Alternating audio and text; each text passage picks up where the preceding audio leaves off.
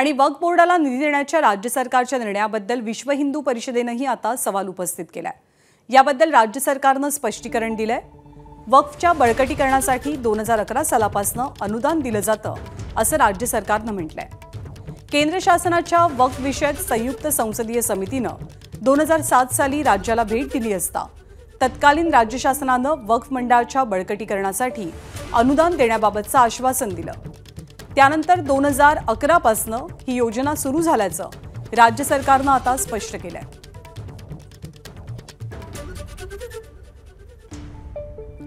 आणि प्रभू श्रीरामाच्या विरोधी असलेले आता सत्तेच्या बाहेर असल्याचं म्हणत आरएसएसचे वरिष्ठ प्रचारक इंद्रेश कुमार यांनी राहुल गांधींना लक्ष्य केलं। यावेळी बोलताना त्यांनी अरविंद केजरीवाल यांच्यावरही निशाणा साधला।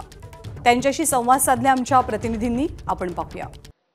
तो इस वक्त जिस बयान का अभी हम लोग जिक्र कर रहे थे इंद्रेश जी का, इंद्रेश जी इस वक्त खुद मेरे साथ में है। इन्हीं से जानते हैं आखिर क्या सोच करके वो बयान दिया है। इंद्रेश जी, एबीपी न्यूज पर आपका स्वागत है। लेकिन सबसे पहले ये बताइए, ये बयान है किसको लेकर के? बीजेपी के आला नेतृत्व को लेकर के, कार्यकर्ताओं को लेकर के, किसको लेकर के है? ऐसा है, देश तेज गति से दिन प्रतिदिन आगे जा रहा है। इस समय का सच एकमात्र है कि जिन्होंने राम का विरोध किया वो सत्ता से बाहर हैं, जिन्होंने राम की भक्ति की वो सत्ता में हैं। श्री नरेंद्र मोदी के नेतृत्व में एनडीए की सरकार तेज गति से नए भारत की ओर चल पड़ी है।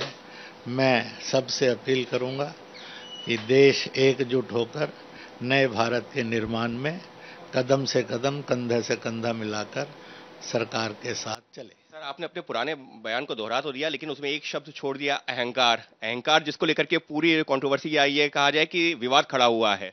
कौन है अहंकार में? सर, ऐसा है, हमने तो टेलीविजन पर आप लोगों ने दिखाया कि राहुल गांधी ने ये कहा कि 4 तारीख को नरेंद्र मोदी सत्ता में नहीं होंगे। मैं लिख कर देता हूं।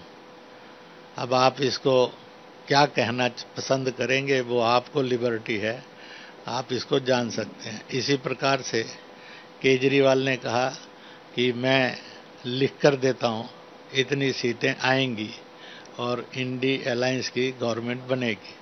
तो आप उन्हीं से पूछ लीजिए जाकर कि इसको क्या कहना चाहिए। और आप मीडिया के एक्सपर्ट्स लोग हैं, आप समझ सकते हैं इनको कौन सी संज्ञा देनी चाहिए। लेकिन सर, अहंकारी आपने, फिर वो मैं आपसे क्लैरिफाई कर रहा हूं, क्योंकि उसको लेकर के सुबह से, जब से आपने बयान दिया उसके बाद से लगातार चर्चा चल रही है। अहंकारी, क्योंकि जो अहंकार में था वो 241 पर आ गया, जो राम का विरोध कर रहा था वो 230 के आसपास आ गया, सब मिलकर के। तो इसमें तो अल्टीमेटली यही इशारा मिला ना कि 241 पे तो जो बीजेपी आई है। ऐसा है कि जो सत्य है उसको मैंने अल्टीमेट बता दिया है। जिन्होंने राम का विरोध किया वो सत्ता से बाहर हैं, जिन्होंने राम की भक्ति और आस्था दिखाई वह श्री नरेंद्र मोदी के नेतृत्व में एनडीए के रूप में इस समय सरकार में हैं, और उन्हीं के साथ देश आगे बढ़े इसकी शुभकामना करता हूं। सर, यहाँ पर सवाल इस वजह से उठ रहा है, फिर मैं, क्योंकि जिस शब्द को लेकर के विपक्ष ने भी जो है लगातार सवाल खड़े करने शुरू कर दिए, ये कहने लगा कि यही बात जो है आरएसएस ने पहले क्यों नहीं मोदी सरकार को बता दिया, उनके मंत्रियों को बता दी। तो अहंकारी है कौन सर? अगर आप जो है नाम लेकर ही बता दें, या क्योंकि अब सीधा सवाल पूछ रहा हूँ। हाँ, आपने जितने सवाल पूछे सीधे ही पूछे हैं और मैंने सबका सीधा ही उत्तर दिया है। सर, कौन है अहंकारी? मैंने बता दिया जी। इसलिए ये वक्तव्य आप ही लोगों ने दिखाए थे कि इतनी जो सीट नहीं होंगी और नरेंद्र मोदी प्रधानमंत्री नहीं रहेंगे, तो इसलिए आप स्वयं ढूंढ लीजिए, और आप सब खोजी हैं इसलिए खोज सकते हैं। मैंने बता दिया कि इस समय देश के अंदर और भाजपा एनडीए के रूप में सरकार बन गई है और देश के प्रधानमंत्री श्री नरेंद्र मोदी उस सरकार का नेतृत्व करते हुए तेज गति से आगे जा रहे हैं। अभी तक वो बयान जो हम लोगों को जो मिला था, लेकिन अब क्योंकि हम आपसे सीधे बात कर रहे हैं और आपके बयान को सुनकर के लग रहा है कि आपने विपक्ष के नेताओं को, राहुल गांधी, अरविंद केजरीवाल का आपने नाम लिया, आपने उनके लिए अहंकारी शब्द का इस्तेमाल किया। मैंने किसके लिए किया, क्या नहीं किया, ये आप सब देख चुके हैं और दिखा चुके हैं। इसी से कंफ्यूजन हो जाता है सर, थोड़ा सा क्लियर कर देंगे तो ज्यादा अच्छा रहेगा। इसी के अंदर से बहुत स्पष्ट बता रहा हूँ, देश का जनमत निर्णय हो चुका है और निर्णय में ये हो गया है कि राम विरोधी सत्ता से बाहर है, और राम भक्त सत्ता के अंदर हैं, इनकी खुशियां मनाइए और देश को आगे बढ़ने की प्रेरणा आप सब दें। सर आप साफ साफ नहीं बोलते सर, उसको लेकर कंफ्यूजन हो जाता है, फिर आप कहते हैं कि मीडिया ने ऐसा कर दिया, तभी आपसे सर पूछ रहा मैंने तो किसी को दोष नहीं दिया, मैंने पहले भी नहीं कहा इसको दोष है और उसको दोष है। मैंने तो बताया कि at present this is the real situation, so I told that real position. तो 241 वाले अहंकारी नहीं है आप कह रहे हैं? चलिए आगे बढ़े। सर एक दो सवाल आपसे और लेना चाह रहा हूं, 241 वाले अहंकारी नहीं है? मैंने अपनी बात कह दी है, आप अपनी बात को घुमाते रहिए, आपको फुल लिबर्टी है, परंतु मेरी बात जितनी मुझे कहनी चाहिए थी वो मैंने आपको कह दी। अभी हम लाइव चल रहे हैं तो सर इस वजह से मोहन भागवत जी का भी जो एक बयान आया और उसके बाद आपका बयान आया, तो ये कहा गया कि संघ नेता बहुत ज्यादा खुश नहीं है, संघ प्रचारक, संघ प्रमुख बहुत ज्यादा खुश नहीं है कि लोगों के अपने अपने सोच है, किसी की सोच के ऊपर जबरदस्ती नहीं किया जा सकता है, दैट इज देयर लिबर्टी। तो सर संघ और बीजेपी में कहीं कोई मतभेद नहीं है? मैंने कहा है कि लोग जो हैं ख्याली पुलाव बहुत बनाते हैं और ख्याली पुलाव जो हैं ये कभी भी असलियत नहीं होते हैं। कहा जा रहा था कि संघ का इस्तेमाल उस तरह से, संघ के जो कार्यकर्ता थे, जो स्वयंसेवक थे, वो चुनावों में निकले नहीं, बीजेपी की जो कम सीटें आई हैं उसकी एक वजह वो भी रहा है चुनावों में। ऐसा है कि लोगों को अपने अपने आंकलन करने की स्वतंत्रता थी, है और सदा रहेगी। आइदर दे आर रॉन्ग, तो भी उनको आंकलन करने की अपनी आज़ादी है।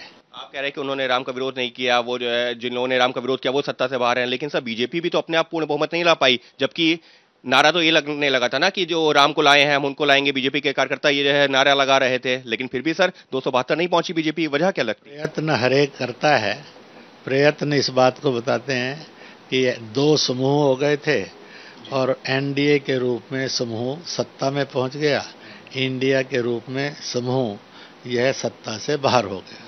लेकिन सर विपक्ष तो अभी भी कह रहा है ये सरकार मजबूत नहीं है, स्थिर नहीं है, तो आप लोगों का क्या आकलन है? विपक्ष का अपने आरोप प्रत्यारोप हैं, सरकार उसके अंदर सक्षम है उनके जवाब देने में और जनता भी सक्षम है उनके जवाब देने में। जनता आपको लाइव इस समय देख रही है, तो एक सवाल का जवाब दे दीजिए। विपक्ष कहता है कि जो बीजेपी की सरकार चलती है वो नागपुर से चलती है, आरएसएस के कहने पर चलती है। बहुत कहते हैं कि आदमी के ख्याली पुलाव जो हैं बहुत बढ़िया हैं, ऐसे ख्याली पुलाव बुनने वाले आज सत्ता से बाहर हैं।